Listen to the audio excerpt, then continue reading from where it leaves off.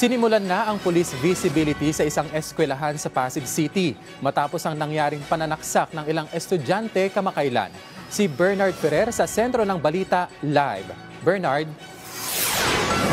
Kenneth, nagtalaga na ng Police Assistant Desk ang Pasig City Police sa Rizal High School matapos ang rambulan ng ilan nilang estudyante. Magkakaroon na rin ng crime prevention awareness sa mga estudyante upang maiwasan na maulit ang ganitong insidente. Stable na ang kalagayan ng estudyanteng nasaksak sa labas ng Rizal High School sa Pasig matapos ang naganap na rambulan. Ayon kay Pasig City Police Public Information Officer, Police Captain Jean Aguada, nakakain na ang biktima at inaasang tuluyang gagaling. Patuloy namang iniimbestiga ng insidente at hinihintay ang mga pahayag ng mga estudyanteng sangkot upang malinawan ang pangyayari. Upang maiwasan na maulit ang ganitong mga insidente, pinaigting na ng Pasig City Police ang seguridad sa paaralan.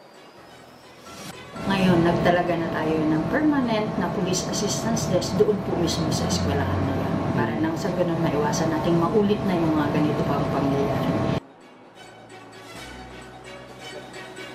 Bukod dito, maglulunsad din ng programa ang kapulisan sa eskwelahan upang matulungan ang mga kabataan na malutas ang mga hindi pagkakaunawaan ng hindi na humantong sa karahasan. We will start this March, so every Wednesday may lecture na kami gaganapin doon sa school na po yun. So, although ang focus sana namin is more on illegal drugs awareness, pero since nangyari, isasama namin siguro yung crime prevention.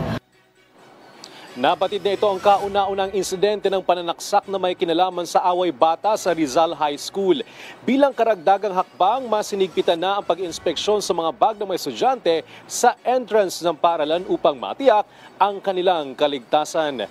Kenneth, hinihintay na ang resolusyon ng piskalya sa nangyaring insidente at dito malalaman kung ano yung gagawin naman na intervention lalo't mga menor de edad, yung mga sangkot dito sa nangyaring rambulan sa Rizal High School. Kenneth? Maraming salamat, Bernard Ferrer.